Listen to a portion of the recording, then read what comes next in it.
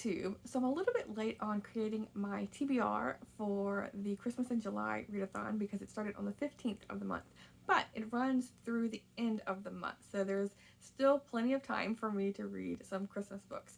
I will leave a link in the description below to all of the hosts for this event, and even though it's like really hot outside, I was like, this is the perfect time, I feel like, to cozy up with the book with the AC running. And I love Christmas books, and December, there's never enough time to get to all the books I have that I've saved for Christmas. I have a whole category of Christmas books on my library app, along with several books on my shelves.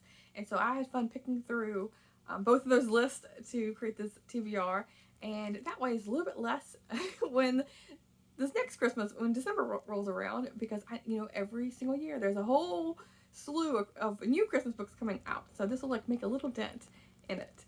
And cozy books, and I love the charm of Christmas books.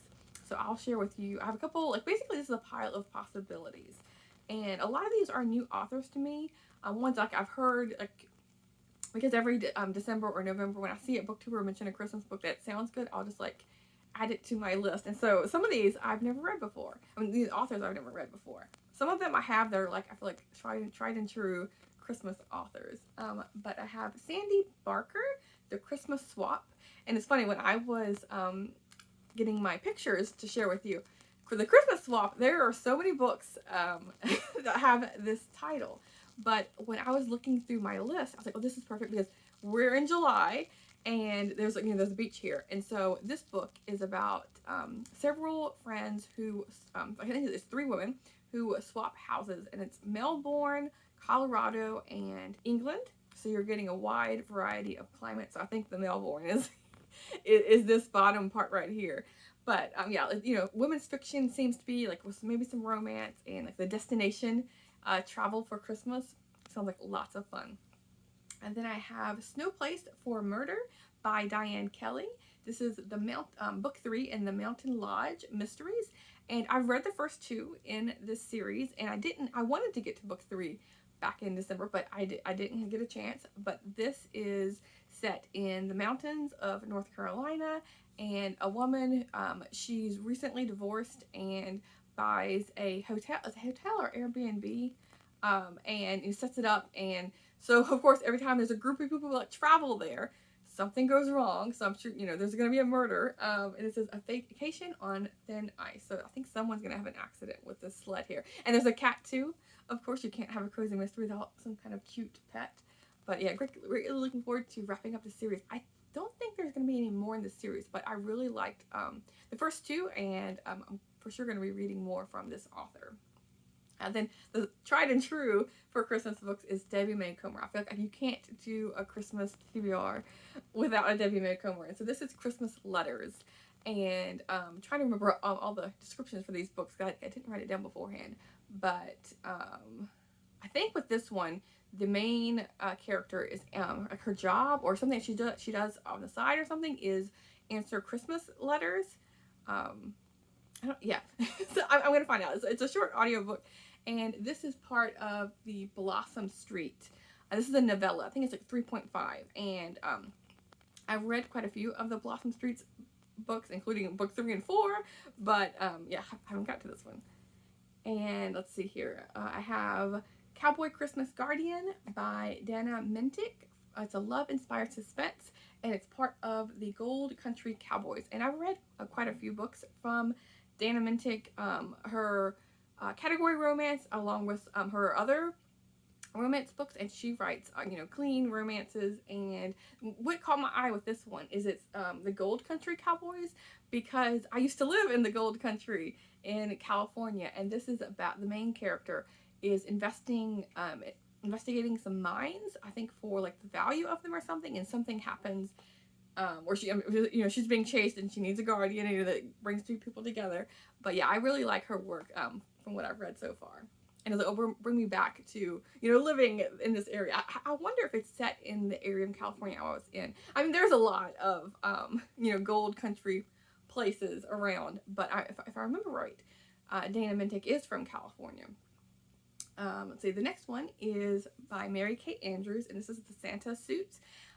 Mary Kay Andrews is an author I read pretty frequently every summer, and I haven't read a Mary Kay Andrews yet. I'm still planning on reading a summer setting, summer, location book, not summer location, summer setting from her. But I was like, why not read one of her Christmas books? This one I think is as well as a novella, like Christmas Letters. And in this one, the main character moves into a house and finds an old Santa suit, I think up in the attic or in a box or something. And there's a note in the Santa suit from a little girl, like wishing her father gets back from the war, I want to say. And so the main character is like on a hunt to figure out who lived here there before, who is the little girl, who is the man, like, so maybe there's gonna be a romance between the man and her. I don't know, but looking forward to that one. And then as far as my physical books that I pulled from my shelves, a lot of these I haven't heard of before. I think I got this one for like 25 cents or something. A Covington Christmas by Joan Medlicott. And this is an older book, I think from the 90s. Let's see here. Or no, 2006. But it says, get ready for 5 special Christmas weddings. And this is all about 5 different couples who are struggling for one reason or another with their preparations to get married. And they're all going to get married or remarried on Christmas Eve. Yeah, so I like the, it's kind of like the women's fiction, and I guess in a sense. And this one is a cozy mystery. This is the Scottish Bakehouse Mysteries, A Last Resort by Gail Roper. And I really like these editions for cozy mystery because it's hardcover and it has a built-in bookmark. I have another one like this, but I think it's from a different publisher. But this, the other one I have, it's the artwork is actually on the hardcover. This one is a dust jacket. I was just checking. But let me see what this one is about. It's an epic blizzard in Upper Michigan, and there are 3 women who are shooing customers out of their Scottish bakehouse. Bread on arrival before the snowstorm of the century arrives. But let's say, then there's gonna be a handsome resort owner is invited to the bakehouse, and there's a lodge, and when the weather is storming outside. So yeah, I was hoping that a Scottish bakehouse mystery would take place in Scotland, but alas, but I'll take the UP. I was just reading a book last month that was set in Upper Michigan, and I was like, I've always wanted to visit that area.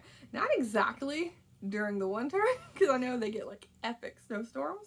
But it's more of like a summer place I would like to visit, but I'll take, this is a good way to visit it through reading. That way I don't have to brave the snowstorms, and I can just feel like I'm there.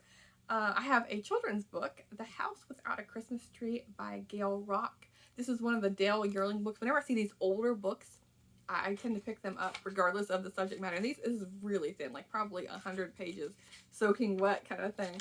But this was written in 1974, and it says, let's see, a 10-year-old Addie feels she's cheated since year after year her father hasn't let her have a Christmas tree. What's worse, he refuses to give her a reason. So somehow or another she's gonna manage to get a Christmas tree and probably bring her family together and that kind of thing. And then the last book is a children's fiction book that I picked up at a little free library, the Polar Express. I've never read this. I've seen the movie. There was like an adaptation, like, I don't know, back in the early 2000s or something. I saw that one, but that's it.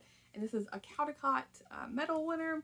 And eventually I want to read these after I finish the Newbery Prize. And I tend to pick up the Caldecott winners when I see them at little free libraries and get to them. So I'm slowly kind of unofficially reading the Caldecott winners right now.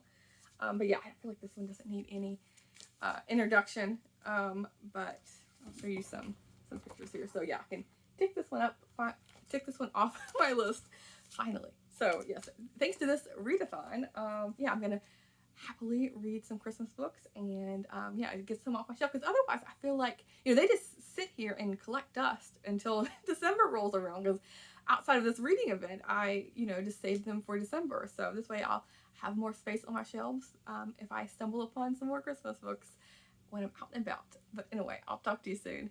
Thanks, BookTube.